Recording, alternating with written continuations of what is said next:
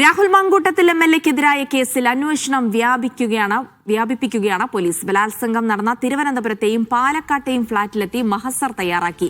യുവതി കൈമാറിയ മെഡിക്കൽ രേഖകളുടെ തെളിവുകളുടെയും ആധികാരികത സ്ഥിരീകരിച്ച് അന്വേഷണ സംഘം. ശബ്ദരേഖയുടെ ആധികാരികത പരിശോധനയ്ക്കൊരുങ്ങുന്ന അന്വേഷണ സംഘം തിരുവനന്തപുരം ചിത്രാഞ്ജലി സ്റ്റുഡിയോയിൽ വെച്ച് ഇന്ന് യുവതിയുടെ ശബ്ദ സാമ്പിൾ പരിശോധിക്കും.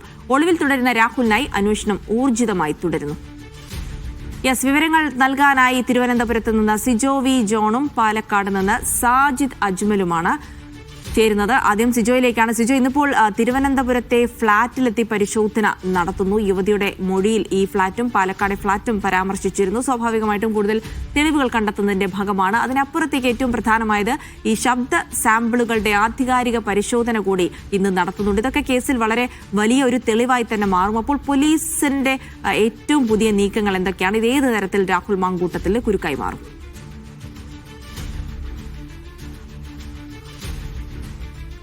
ജിൽസി, ഏറ്റവും പ്രധാനപ്പെട്ട ഒരു വിവരം എന്ന് പറയുന്നത് ഈ അബോർഷൻ നടത്തിയ ശേഷമുള്ള ട്രീറ്റ്മെന്റിന്റെ ഭാഗമായി യുവതി ഹോസ്പിറ്റലിൽ എത്തിയിരുന്നു. അതിന്റെ ഭാഗമായി ഡോക്ടർമാരെ കാണുകയും ചെയ്തു. ഈ ഡോക്ടർമാരുടെ മൊഴി ഇപ്പോൾ അന്വേഷണ സംഘം രേഖപ്പെടുത്തിയിട്ടുണ്ട്.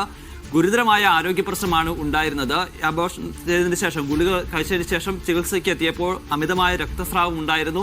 ഒരു പക്ഷേ ഈ ജീവൻ പോലും അപകടത്തിലേക്ക് പോകുന്ന സാഹചര്യമാണ് ഉണ്ടായിരുന്നു എന്ന തരത്തിലുള്ള മൊഴിയാണ് ഇപ്പോൾ ഡോക്ടർമാർ നൽകിയിരിക്കുന്നത്. ഇത് വളരെ പ്രധാനപ്പെട്ട ഒരു കാര്യമാണ്. കാരണം രാഹുലിനെതിരെ ചുമത്തിയിരിക്കുന്ന വകുപ്പുകളിൽ ഏറ്റവും പ്രധാനപ്പെട്ടതെന്ന് പറയുന്നത് ഈ മരണം വരെ സംഭവിച്ചേക്കാവുന്ന രീതിയിൽ അബോർഷൻ നടത്താൻ നിർബന്ധിക്കുക എന്നുള്ളതാണ്. അത് ശരിയാണെന്ന് തെളിയിക്കുന്ന തരത്തിലുള്ള മൊഴിയാണ് ഇപ്പോൾ ഡോക്ടർമാരുടെ ഭാഗത്തുനിന്ന് ഉണ്ടായിരിക്കുന്നത്. എന്തായാലും മുൻകൂർ ജാമ്യാപേക്ഷ സമർപ്പിക്കുമ്പോൾ ഈ ഡോക്ടർമാരുടെ മൊഴിയും അതോടൊപ്പം തന്നെ ഈ മെഡിക്കൽ രേഖകളും അന്വേഷണ സംഘം കോടതിയിൽ ഹാജരാക്കും. നേരത്തെ ഇതുമായി ബന്ധപ്പെട്ട് ഈ മെഡിക്കൽ രേഖകൾ യുവതി അന്വേഷണ സംഘത്തിന് കൈമാറിയിരുന്നു. ഇതിന്റെ ആധികാരികതയും ഇപ്പോൾ സ്ഥിരീകരിച്ചിട്ടുണ്ട്. അത് തങ്ങൾ തന്നെ കൊടുത്തിരിക്കുന്ന രേഖകളാണ് എന്നത് സംബന്ധിച്ച വിവരങ്ങളാണ് ഡോക്ടർമാർ മൊഴി നൽകുകയും ചെയ്തിരിക്കുന്നത്. അതാണ് ഏറ്റവും പുതിയതായി ലഭിക്കുന്ന വിവരം. അതോടൊപ്പം തന്നെ മറ്റ് തെളിവുകളും അന്വേഷണ സംഘം തേടുകയാണ്. അതിൽ പ്രധാനപ്പെട്ട കാര്യം എന്ന് പറയുന്നത് ഈ യുവതിയും രാഹുൽ മാങ്കൂട്ടത്തിലും തമ്മിൽ സംസാരിച്ച ഓഡിയോ നേരത്തെ പുറത്തു വന്നിരുന്നു. യുവതിയെ കൊല്ലുമെന്ന് പറയുന്ന നിർബന്ധിത ഗർഭചിത്രത്തിന് പ്രേരിപ്പിക്കുന്ന തരത്തിലുള്ള ഓഡിയോ ആയിരുന്നു. അതിന്റെ സാധ്യത കൂടി പരിശോധിക്കുകയാണ്. ഇത് കോടതിയിൽ ഹാജരാക്കുമ്പോൾ ഇവരുടെ ശബ്ദം തന്നെയാണെന്ന് സംബന്ധിച്ച് തെളിവുകൾ നൽകേണ്ടതുണ്ട്. അതിന്റെ ഭാഗമായാണ് അത് യുവതിയുടെ ശബ്ദം പരിശോധിക്കുന്നത്. അതും ഈ നിലവിൽ വന്നിരിക്കുന്ന ഓഡിയോ തമ്മിൽ മാച്ച് ചെയ്യുന്നുണ്ടോ എന്ന് പരിശോധിക്കും. അതിനുശേഷമായിരിക്കും അതുമായി ബന്ധപ്പെട്ട റിപ്പോർട്ടിലേക്ക് കടക്കുക.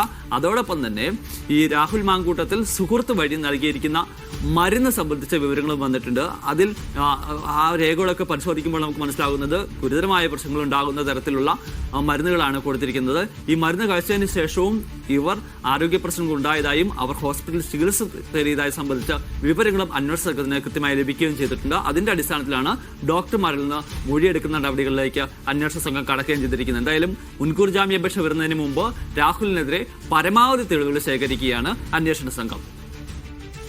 അങ്ങനെ പരമാവധി തെളിവുകൾ ശേഖരിച്ച് അന്വേഷണ സംഘം മുന്നോട്ട് പോകുമ്പോൾ ഇന്ന് പാലക്കാടും ഈ ഫ്ളാറ്റിലെത്തി തെളിവ് ശേഖരണമൊക്കെ നടത്തിയിരുന്നു, പരിശോധനകളൊക്കെ നടത്തിയിരുന്നു. അതിന്റെ വിശദാംശങ്ങളിലേക്ക് കൂടിയാണ് ഇന്ന് പാലക്കാട് കേന്ദ്രീകരിച്ച് അന്വേഷണ സംഘത്തിന് എന്തൊക്കെ നീക്കമാണ് നടന്നത്?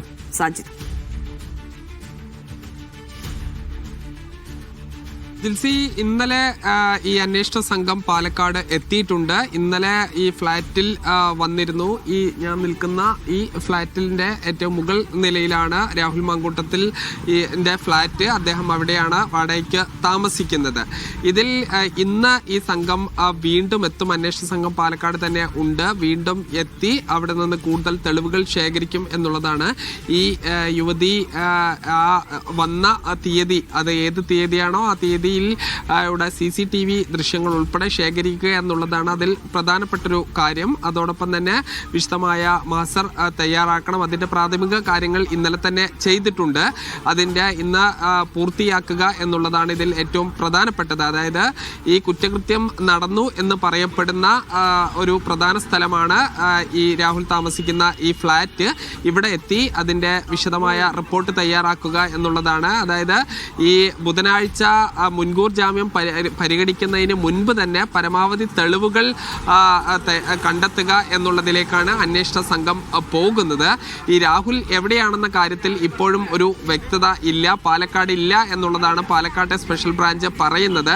ആ രീതിയിൽ ഇന്നലെ വിശദമായ അന്വേഷണം പാലക്കാട് കേന്ദ്രീകരിച്ച് ഉണ്ടായിരുന്നു. അത് പ്രത്യേകിച്ച് ഈ മലയോര മേഖലയിലുള്ള റിസോർട്ടുകൾ, ഹോം സ്റ്റേകൾ ഉണ്ട് എന്ന തരത്തിലുള്ള ഒരു കിംവദന്തി പ്രചരിച്ചിരുന്നു. അതിൻ്റെ അടിസ്ഥാനത്തിൽ ആ ഭാഗങ്ങളിലെല്ലാം തന്നെ വിശദമായ പരിശോധന നടന്നിരുന്നു. പ്രത്യേകിച്ച് മംഗലം ഡാമിൽ അത്തരം പരിശോധനകൾ നടത്തുകയും ചെയ്തിരുന്നു.